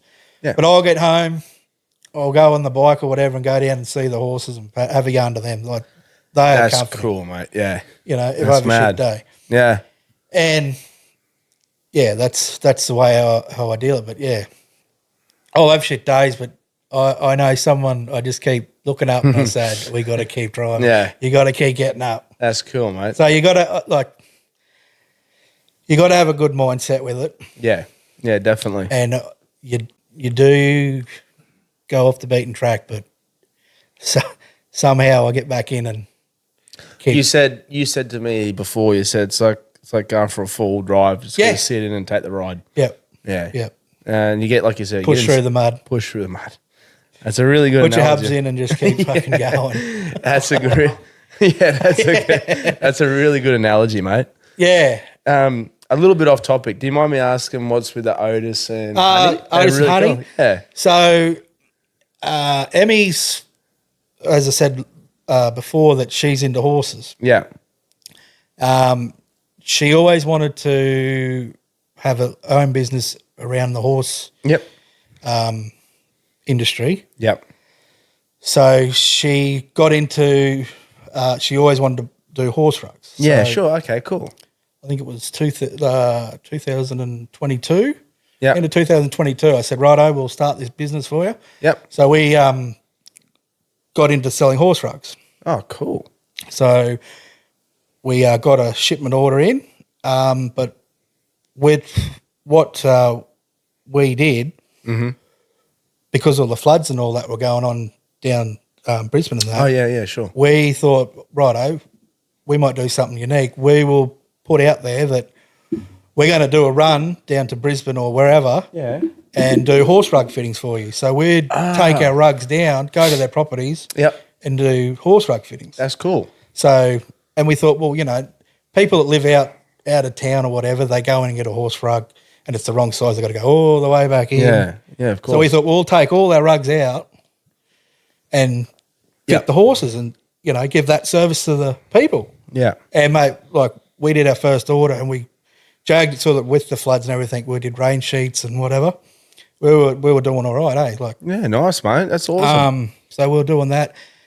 And then it was around the time, like, we got rid of that order. We've got another order in, and the supplier allegedly reckons his factory burnt down, but he had our order there. And we got our order in, and they were all faulty and wrong. Like, we got hooded rugs that the eyes weren't matching up. So, no. So we basically did our ass with that. Yeah. And then, then Emmy got diagnosed with breast cancer, and so that sort of, we sort of had to stop that. Yeah. You know, and put that on hold, sort of thing, because she that was just a bit of a hobby job at the time. Yeah, of course, yeah. You know? So we got that sort of stopped, and so we're dealing with this other battle at the moment. So do you just for your own personal things, the Otis and Honey logos and that, or are you going to sell the hats and shirts? We got a website and all that. Otis and Honey, yeah. So what is it? Otis and Honey. Otis and Honey, yeah. So the name comes from her horses that she grew up with down in the Nambucca Valley, and we just sort of said, well, that should name that the company, Otis and Honey. You know, I think it's a sick name. I love it. Yeah, so that's why I kept looking at it. Yeah, it's like Otis and Honey. That's that's the name of the company we got. So is it otisandhoney.com.au or something? Yeah, otisandhoney.com.au. So sweet. So we sell like horse rugs and that's cool. No, I'd definitely give that a plug, mate. It's otisandhoney.com.au. Yeah, I love the hats and the shirts. Look sick. So it's Otis. So it's OATIS and AND. Yep. Honey, HONEY. .com.au. Yep. Yeah, that's cool. Yeah, grab on a hat and grab a shirt, mate. That's awesome. Yeah, so we something to do. And hey, look, perfect thing to keep his busy. While Yeah, he's got something to do. keeping her mind active and that. Of course, So, definitely. Yeah, she's been out of work and that. So Well, if the listeners are hearing in, yeah, give the website a bit of a visit, look and- have a look, grab yourself a hat or a shirt or Yeah. something, help support the cause. yeah. There you go, free Yeah, shipping free Australia, free shipping Australia Yeah, wide, beautiful. yep. Got old Cole on there on the website having a look now. Yeah, so bloody get behind them and give them a support. Be great support for Yeah, them. we're just a local business, you Yeah, know, down there. But mate, I love our hearing goal that. was to, you know, like we were going to just do drive, like come up Yep. this way or whatever, Yep. just travel it. Like we're coming this way. Yep. Let us know. We'll come out to your property. Bloody we'll oath. size up your horses, whatever. That's like, sick. That's awesome, you know, man.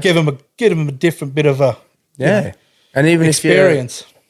if you're looking for them, you can reach us at the Deadass Podcast or something, or shout out, get in touch with them via the website. Do you use social media at all or anything? Or Oh, a little bit. Yeah, I Yeah. usually just use that app there. Yeah, Yeah, Emmy's the backbone of that, so Yeah. she does all the bits and pieces. videos and everything. Oh, and- that's cool. So she does videos and everything yeah, like she that? does all the editing and whatever. Oh, that's mad. So, Oh, that's cool, mate. I'm just going to give it all a search now while we're there as well. That's awesome. Now, what? So moving forward, mate, that's what. Just go through that operation and the radiation treatment for M, is it? Or and then after that we see where we're at. Is it? Is that yeah, what it is? so we'll probably go to Sydney to do the reconstruction surgery. Yep.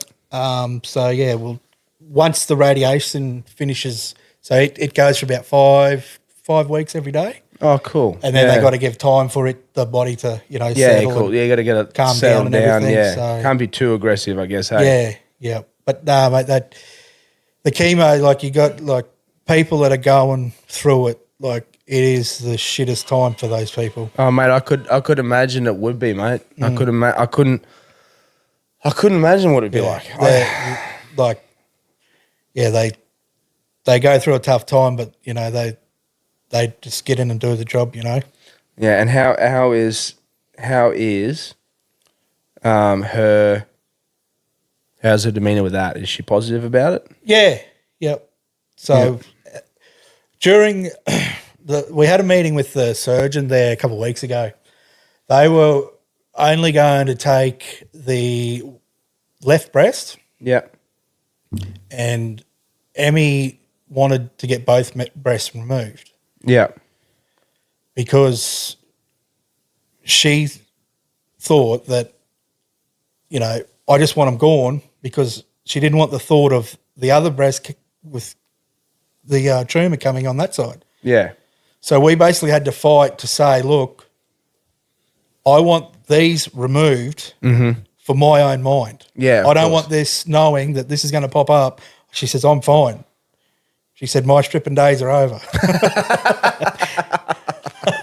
She said, I'm losing my headphones here. Sorry. I just want the fuckers gone.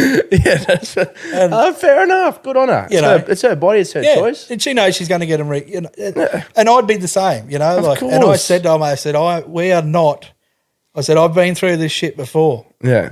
I said, I've got a lot of what ifs, and I said, we are not leaving this room until you have in paper that you are taking both breasts. Yeah. Smart. And that's the message I'd like to get through to people out there. If you are not happy with the medical team that you are dealing with, go seek a second opinion and keep getting the answers you want. You're so true, mate. The amount of times, like one of my good mates, Nico, very first episode I did, same situation, mate. He went to 3 different doctors, or 2 different doctors, or 2 or 3 different doctors that told him that the little spot that he had on his neck was nothing to be too concerned about. It was his hairdresser that told him that. I was at him, telling him, go and get your hair, go and get that checked. That looks like melanoma. Yep. And when they checked it, found out he had stage 4 melanoma cancer. And, so that is such a very valuable piece of information to tell people is to, if you're not worried, if you're worried about something, get a second opinion. Get a third opinion. Yeah. Get the answers and go and find it and keep digging until you find it. Yeah, until you get an answer that you think you're satisfied with. You know your body. Read your body. You can read your body. Yep. You know when something's not reading Yeah, right. that's right. And Emmy, she's 30. She was 36 when she got diagnosed. Yep. Jazz was 27. Yep. Coincidental. Yeah. The shit doesn't discriminate discriminate. It doesn't care how old you are. No. Bowel cancer is getting younger and younger, and breast cancer. All cancers are. Yeah, of course. You know, Yeah. but bowel cancer is coming more and more common now. You know, I got a mate I've been talking to. I only found out last week he got diagnosed with stage 4 bowel cancer. It's in his intestines and in his liver. Yeah. I said, mate, what was your symptoms? He said, I had a bit of blood in my stools. Mm-hmm. He said, I didn't worry because he drives machinery. He said, but I got out of the Bobcat or something the other day and he had a pain on his side. He said, I don't feel real good. He told his boss that he's going home. He went to the hospital. He was in hospital for a week or so and got diagnosed with stage 4 bowel cancer. Jeez, 34 years old. Jesus Christ. 30s. Ah, Christ. And no symptoms. Oh, yeah. So, yeah, like they have the age, I think it's 40 for bowel screenings and all that. If you're like, as I said, you don't have to be, is it 50? Yeah, 50. Yeah. But now I get the pack every couple of years. Yeah. Well, look, mate, it doesn't hurt to get that shit checked earlier anyway. What's no problem? Yeah. Get it done. Yeah. Yeah. So, it wouldn't hurt. Yeah, exactly. Bloody, and especially if something doesn't feel right. No, that's right. And, like us blokes with your prostates and that, Yeah, of course, same thing. Don't be shy about it. No. There's nothing wrong with getting your Step prostate up, checked, mate. Like Whether it's by a doctor or someone else. Nothing wrong with it, mate. Making sure it always feels get a second opinion. Oh, mate, or a third. Like that's the thing I want to drive. Like, I've sat back and I've had this vision. I'll put it as a vision. Yep. That everyone on earth has got a why they're here. Mm-hmm. And I think, I'm not pumping my tyres up here, I've got a why I'm here because I had to deal with a fair bit. Yep. But I think it's going to open up. I want it to open up a lot of doors to help other people that are going through the shit and to get awareness across to young people or people that are going through hard times, dealing with that, to have a yarn, to be on their level. Because, there's people out there, and I've been through it too, with the fly in, fly out. It's a different, lifestyle. You miss out. Like, you're in a box, you work 12 hours a day, you go home, the old mind's ticking. What if, what's going on with the family or whatever? Yep. And, I think I'm unique. Like, I think I'm unique. Yeah, of course, mate. Yeah. I can cover all the grounds. And even Emmy says, she goes, like, we'll go to chemo and old blokes or young blokes, they'll come up, they'll pull up and have a yarn to me, And Yeah. she's like, well, who's that? I was, I don't know, just a bloke having a yarn. Like, and she goes, you've got that knack to go and talk to someone. That's great, mate. Even today, like, we went out for lunch and a bloke just come up and had a bit of a yarn or whatever. It's cool, mate. And it needs to be brought up more like that. And you've got to be more open to that stuff. Yeah. 100%. Mate,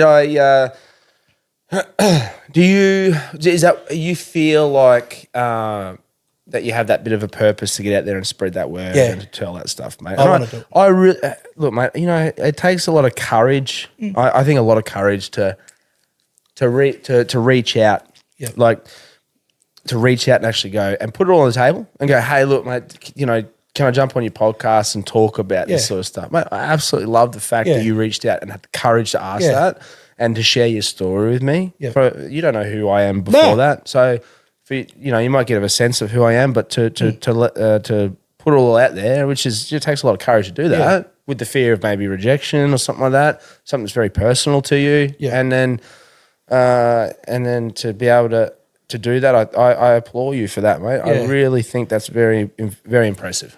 Yeah, and talking last weekend at that fundraiser, I think that was my sort of traction to get the ball rolling. Yeah, like to beautiful. be confident to go out there and talk. And like it was very surreal for the people to come up and like we wouldn't have done what you done. Like, and then there was a couple up there that come up and said like, you know, and they explained their story. Like it's good. Then they said it's good for you to tell your story. Like, you know, it was a bit overwhelmed. Like I didn't expect that sort of thing. Yeah. Yep. And to see the people like they was really happy of what like I said, and I was on their level, sort of thing. Yeah. Yeah. Definitely. And how was the fundraiser eventually? Did they raise a bit of money for this? I think they raised a fair bit. So good, man. That's awesome. It was going to a good cause. So yeah, that's brilliant. The more you know, and it's good. It was good for us too, for me and Emma, because that was our first outing since she got diagnosed. Oh, really? Yeah. Oh, and wow. she I didn't know whether she wanted to go. She goes, "No, fuck it, I'll go." And it was good for her to go out, and good on it was good for her because there were people there there were women there that were going through the same thing, and there was a lady there that had the same surgeon, and they were talking about, you know, the hormone side, the up, the out, you know. Yeah. Oh, it's beautiful. Yeah. Very impressed. And I'm sure she probably walked away with more of a positive outlook on it and everything like that too. On that same sort of note, you know, like at the moment I'm raising a little bit of money this month for Movember. Yep. You know, so you can already see that I've got the beard, I've already got the mo, and I've got the hair. Yep. So I'm actually going the opposite way. I'm shaving everything off, except for the mo. Yep. So, good stuff. And I want to give a shout out to the people who have donated thus far. And there's a couple other things. So every funeral that I've been doing, as far as the celebrant side of it, I've been with the fees from the funeral, I've been donating a portion of the money to the charity as well. But mate, I also want to give a shout out to Ben Tobin, Mark's brother, Ben. Yep. He also put a big donation on my page for me as well, and to McKenna as well, to Summer, my sister, and to I got Mr. Warner there as well. Who else have I got? I think there's Tomo from AutoWorks who's going to donate some money as well. So all those people who have donated thus far. There's been a couple of followers on the podcast actually that donated some money too. Who, you know, I just want to. The reason why I just thought I'd bring that up because I really would like to just mention it to those people that, you know, have been doing that as well. Because, you know, like I'm not asking for the in a sense. I'm just asking how about it if you want to, or even by sharing it. But if they did take the time to donate, I really appreciate that. So, you know, here's some of the people I just want to thank thus far, and that's Ben Tobin, Summer, Dan McKenna, Blake Stokes. I know he definitely follows the Deadass Podcast. To Rachel Corbett, good friend of the family's, absolutely love that girl. She's an absolute gem. And to my boy Rye, who I might every now and again catch up with at the Glenmore Tavern for a beer. He's good mates with my brother-in-law Stebo. Shout out to you, Stebo. Craig Kirkley as well. I know he's a listener of the podcast as well, so thank you to him. Mr. Warner and the McEwen family, and also to the Rowland family. So that's who've been donating so far. Yeah, so it's for a good cause. I think it makes you feel good being able to do stuff like that. Yeah. And that's why I wanted to bring that up, because I know well done, guys. Yeah, cheers. And I know it would have felt good being what you just did there at that fundraiser and stuff like that. So just spread the awareness. Spread the awareness, give a bit of positivity in it. Have a bit of a yarn or whatever. Yeah, spread some of the things that you're going through and some of the, give an opportunity to share those stories, mate. Yeah, like it's for me, like I'd like to see, like for myself, telling my story to go and help the other people that, they can talk about it, and, there's people out there that are going through it to, have a yarn, Yeah. No, of course, mate. And look at things a bit differently. Like, if you're not getting the answers you want, just keep grinding away until you get them, because at the end of the day, it's your life, you're fighting, and you want the best you can get. And that's what you want to try and do from this point on as well. Yeah. Obviously, you'll be concentrating on going through the journey and helping out Emma and like that. But in the same time, you start this ball rolling of promoting what people are going through and helping out and sharing your journey with other places, and maybe have an opportunity to give other people a chance to listen to it as well. See what doors open up. Yeah, of course, mate. And I'm glad that I've been able to give you an opportunity to be able to start that on mate. this sort of side of things. So, mate, I really, really appreciate the fact that you drove all this way up to share that. I'm deeply honoured, mate. I really am on your journey that you've gone through. You know, I wish you all the best with Em as well, mate. I hope everything goes well with her, mate. I know that you took a lot of, you did a lot of like, you sat really thought about. About some of the things that you want to share today, and I hope that you have had the opportunity to do that, mate. Yeah. Do you feel like you've? I think I've nailed it. But like yeah, good, mate. I appreciate it. It's good to hear. You know, it's not like I know it's my story, but my drive is to help other people because I've been, I've basically had that mask on all the time. Yes, what you were saying about it's covering up, what I've gone through, but I think it's time for me to let it out to help other people to say, Yeah, that's exactly right. It's okay to reach out. Now, I want to express. I definitely want to. I found your M's page on Instagram. So it's Otis and Huddy. Yeah. So OATISAND HONEY. Otis and Honey, that's the Instagram page where they have high quality horse rugs, riding apparel, and country clothing as well, which is coming soon.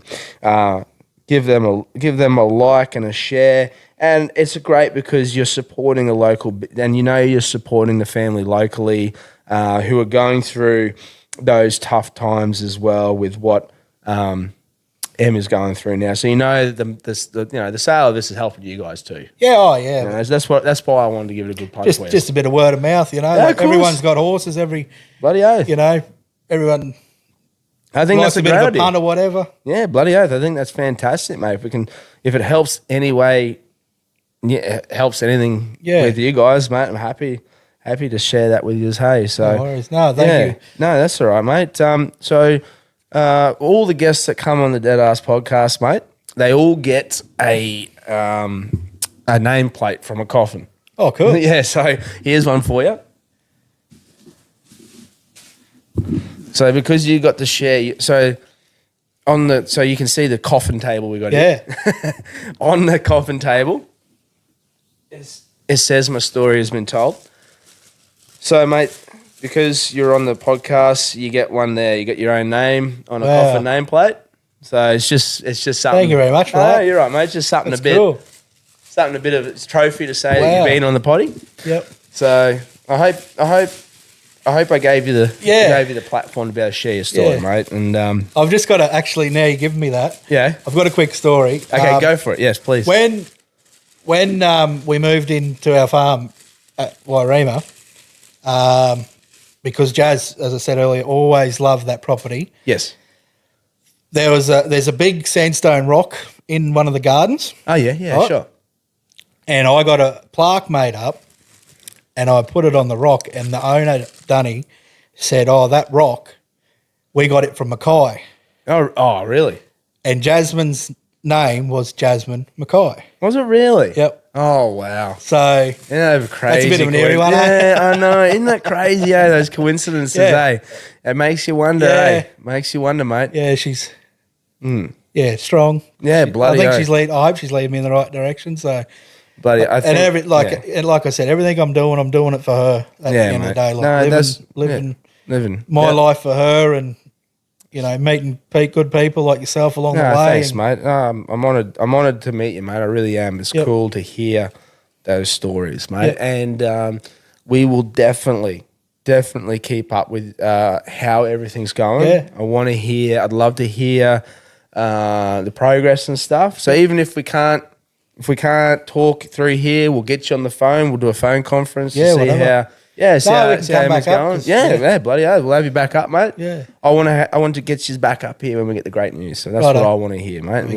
We can hear how everything's going, the progress, and how you're doing, and maybe you've had the opportunity to share some, share your stories with other people as well. And Yep. I'm hoping this gets a nice reach out for you as Yeah, well, mate. I really do. no, Gets the ball rolling for you, As mate. I said, thanks for the opportunity. No, mate, this is what it's all about. This is what I want to do. It makes me feel Yep. good giving people the opportunity to do this.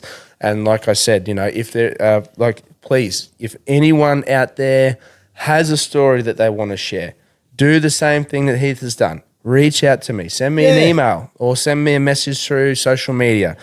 Share your story with me. Ask Get why it off your chest. Yeah, get it off your chest. And then, Yep. you know, I'd love to hear it. And feel free to, we'll get you on and have a chat to you, you know. So, mate, thank you very much once again. No, thank you It's been an very absolute much. pleasure, mate. No, it's been an absolute pleasure. And all the best for the future for Yep. you and your wife. And we will definitely catch up soon, my friend. No worries. Cheers. Thanks, Cheers, mate. mate. Thanks.